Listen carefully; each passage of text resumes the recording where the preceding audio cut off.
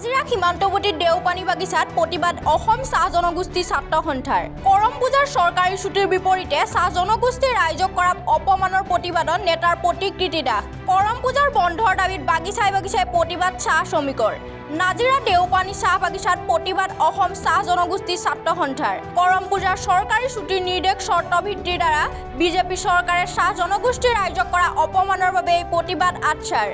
অসম চাহ জনজাতিৰ ছাত্ৰ সন্থাই দাহ কৰিলে মুখ্যমন্ত্ৰী ডক্টৰ হিমন্ত বিশ্ব শৰ্মা, কেন্দ্ৰীয় মন্ত্ৰী ৰামেশ্বৰ তেলী, সাংসদদ্বয় কামাখ্যা প্ৰসাদ দাস আৰু পল্লৱ লোচন দাসৰ চাহ জনগোষ্ঠীৰ বিধায়কৰ প্ৰতিকৃতি।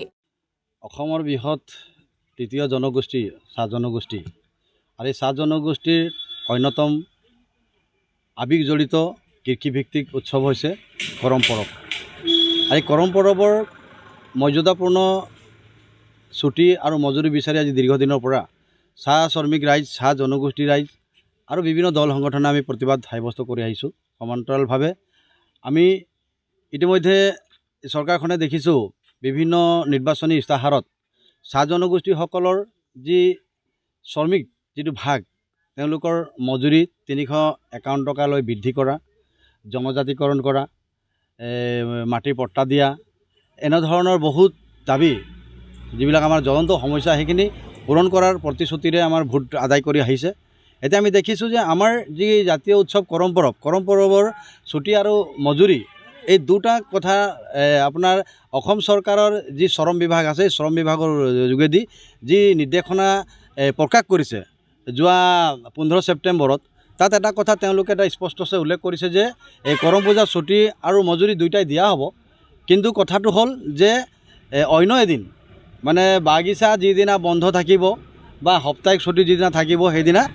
শ্ৰমিকসকলে কাম কৰি দিব লাগিব। গতিকে এই যে যিটো শ্ৰমিকসকলে বন্ধ দিনত বা দেওবাৰে কাম কৰি দিব লাগিব, এই কথাটো যেতিয়া আমি বিৰোধ কৰাৰ সমান্তৰালভাৱে তেখেতসকলে পুনৰ যোৱা 22 ছেপ্টেম্বৰত অৰ্থাৎ যোৱাকালি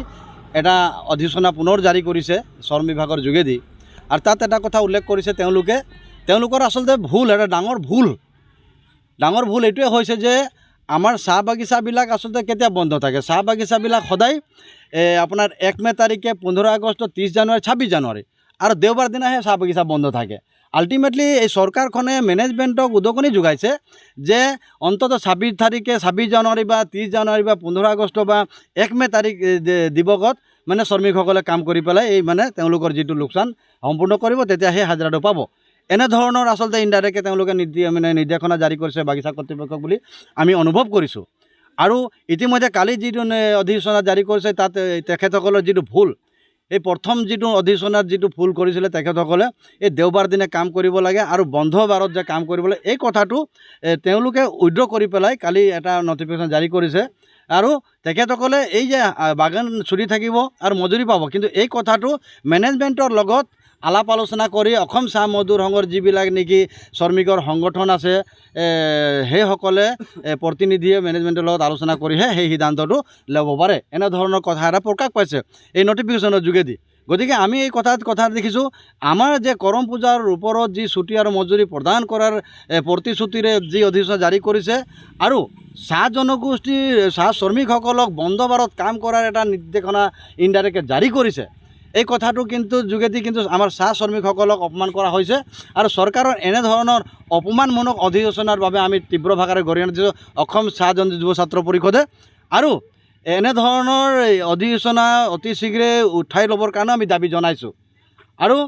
আমি এটা কথা স্পষ্ট চৰকাৰক ক'ব বিচাৰিছোঁ যে যদি চৰকাৰে কৰম পূজাৰ ছুটিসহ মজুৰি দিব পাৰে তেন্তে দিব লাগে, আৰু যদি দিব নোৱাৰে সেই কথাটো তেখেতসকলে স্পষ্ট কৰিবৰ কাৰণে আমি আপোনালোকৰ এই প্ৰচাৰ মাধ্যমৰ যোগেদি আজি এই আমাৰ যিখিনি চাহ জনগোষ্ঠীৰ পৰা প্ৰতিনিধি হৈছে, সাংসদ হৈছে, MLA হৈছে, মন্ত্ৰী হৈছে, ৰামেশ্বৰ তেলী, কামাখ্যা প্ৰসাদ দাস, পল্লৱ লোচন দাস, তেৰছ গোৱালা, আপোনাৰ ৰূপেশ গোৱালাকে আদি কৰি যিসকল আমাৰ চাহ জনগোষ্ঠীৰ পৰা গৈ মন্ত্ৰীত্ব বিভিন্ন মানে ক্ষমতা দখল কৰিছে, তেখেতসকলক আমি এই আপোনালোকৰ এই মাধ্যমৰ যোগেদি উনুকিয়াই দিছোঁ যে তেখেতসকলে যেতিয়া ছাত্ৰ সংগঠনৰ দায়িত্বত আছিলে জনগোষ্ঠীৰ বিভিন্ন সমস্যাবিলাকক লৈ যেনেদৰে সৰহ ভূমিকা গ্ৰহণ কৰি বিভিন্ন সময়ত আন্দোলনৰ যোগেদি চাহ জনগোষ্ঠীৰ লোকসকলক ব্যৱহাৰ কৰি পৰৱৰ্তী সময়ত তেখেতসকলে ৰাজনৈতিক দলত প্ৰৱেশ কৰি ক্ষমতা অৰ্জন কৰিলে। আজি ক্ষমতা পোৱাৰ পিছত কিন্তু আমাৰ অতীতত যে তেখেতসকলে চাহ জনগোষ্ঠীসকলক ব্যৱহাৰ কৰিছিলে সেই কথাটো কিন্তু আজিৰ দিনত তেখেতসকলে পাহৰি গৈছে আৰু এইকাৰণে পাহৰিছে তেখেতসকল আচলতে ক্ষমতা ল'বি তেখেতসকলে চকী ল'বি তেখেতসকলে এটা কথা এইকাৰণে মানে চৰকাৰৰ মুখামুখি হ'ব বিচৰা নাই যে তেওঁলোকে ভাবিছে যে আমি ৰাইজৰ বা শ্ৰমিকৰ সমস্যাখিনিক লৈ যদি আমি চৰকাৰৰ লগত বিবাদ সৃষ্টি কৰোঁ তেতিয়া আমি